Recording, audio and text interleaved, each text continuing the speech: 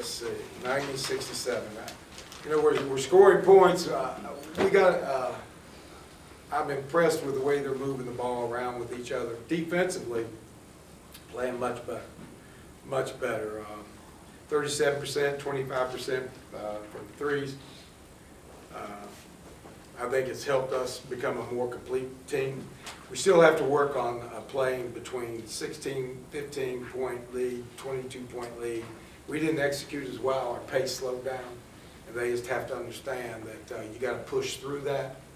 And I think they will. I think as John matures as a point guard, he'll keep that pace going for us. And Ryan Taylor will be the other big one because we use a lot of point forward, that they keep the pace pushing, because when the pace goes and the ball goes, we got almost what we wanted in these last two games. It's good that we've held the two games here. It's not time to celebrate. It's time to enjoy it, but not celebrate. It's a long season. We got to come back tomorrow against the team, or Saturday against the team that beat this team at their place. They have a very powerful center and the leading shot blocker in the country. And they'll put another test to us.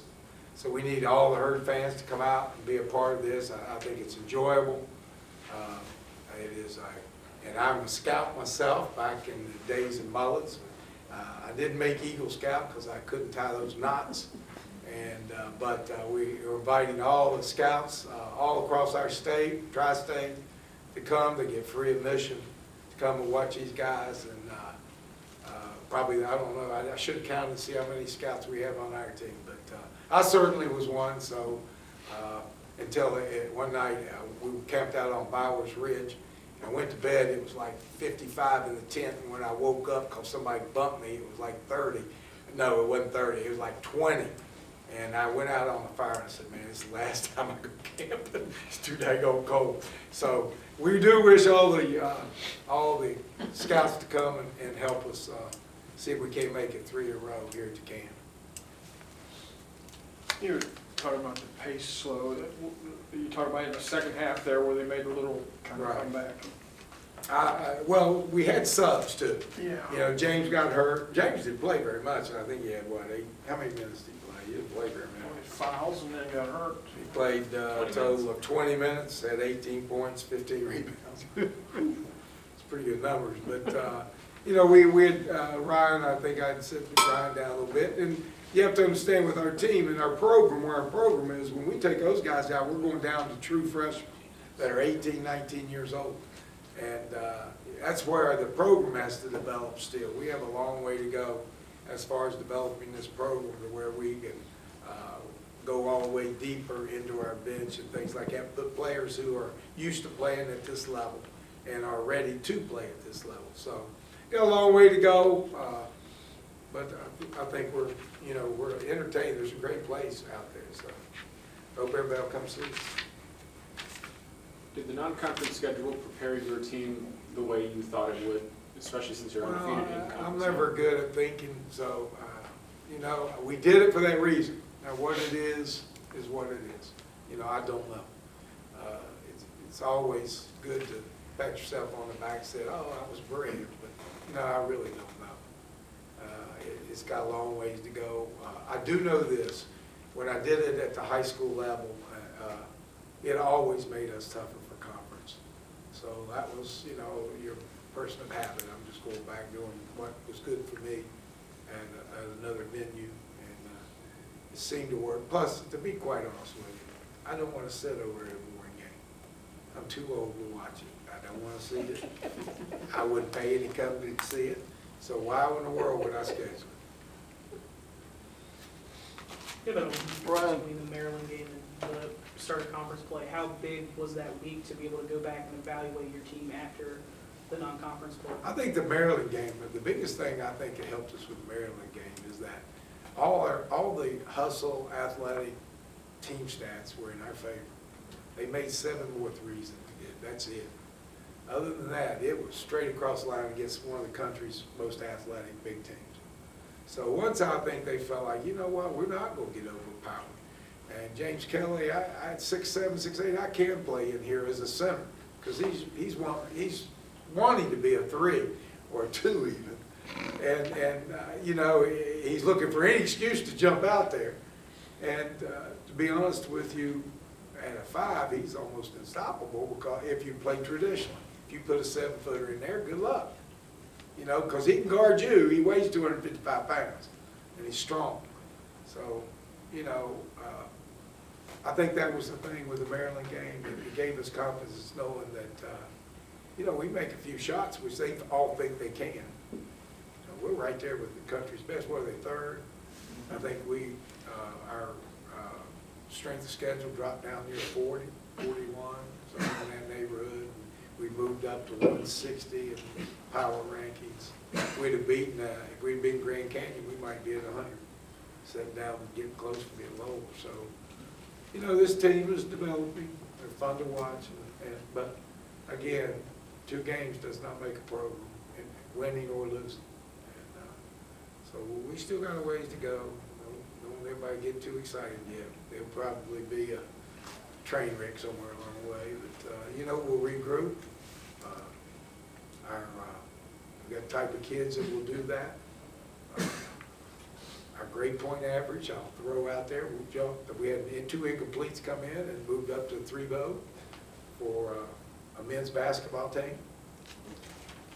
You know, I want to win that academic trophy too. So we're chasing Rice. We'll see what happens. I have to go back and look at the box scores, but I don't think you've scored 48 in the paint against. Is that what we had, 48? That's a bunch of points. Yeah, and we didn't post up once. It's amazing, isn't it? Scored 48 points and we did not post up one time. So, you know, it's just a different way of scoring at the basket. You know, some people put their back to it, we face it. That's all. We attack it, they put it in and try to pound it. And we'll see who wins. I know that every game that I saw in the pros, we won. We did it. We had people who were willing to do that, not take contested 2s. We won. Well, part of that points in the paint are flops. I mean, the first play of the game obviously was That's right, but set play with the lob, with the lobs. Right. How big is that? It seems to be becoming an increasingly big weapon in your offensive Well, arsenal. it serves 2 ways. One, it's devastating for the other team, just the fact that you got behind and lobbed it. Second thing is it gets all the crowd into it. So it's good both ways. It provides energy. It deflates the other team because they're all looking at each other. Why did that happen when you go in and you're by the basket by yourself? And or you jump over somebody like James does sometimes and throws it down. But again, if you play like I played, I coached it. I'm not saying I wasn't above it. I coached it for 10, 12, 13 years. You can't do that if you got a guy down there with his hand up on the ball at the block. All that goes away. So sometimes when, you know, you have people who are used to winning another way, and I'm not saying you can't. If I had Shaq, he'd probably be down there in the block. but we don't. So we play this way. It's just as effective. It's more exciting, I think. So, you know, I get excited on the bench just watching it. You know,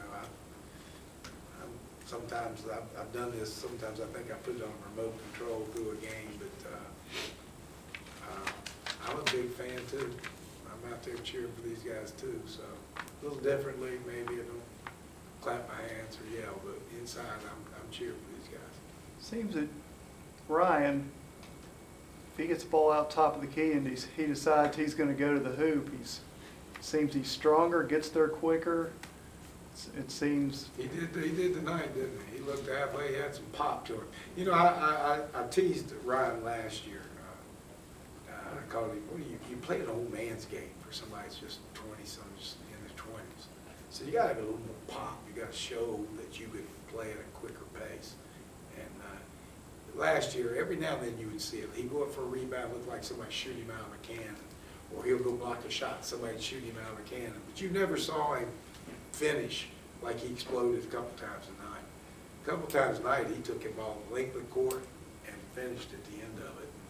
That's the first time. Normally he got in the lane, he'd start slowing down, trying to bump. And we've been we worked hard in practice, just straight line drives, and then having the explosiveness at the end of that straight line drive. And he put a couple up here that I thought, wow, maybe it helped, I don't know. Certainly followed what we were trying to One get of done. them, thereafter, but they get within 15. 15. He got the ball, I mean, Yeah, he looked angry. No, he took over, I think there were a couple Yeah. plays. He just kind of took over. But, he, you know, we got a nice little team. They're fun to coach, they're fun to be around, they're fun to travel with. And I hope for them that, you know, everything comes, but only one team wins the championship. It's not always the best team. Sometimes it is, sometimes the lucky team. So we just gotta hope, keep our fingers crossed, play hard, get a little bit lucky, keep getting better. The better you are, the more luck you have, but still gotta be lucky. So we'll see what happens. Thanks, fellas.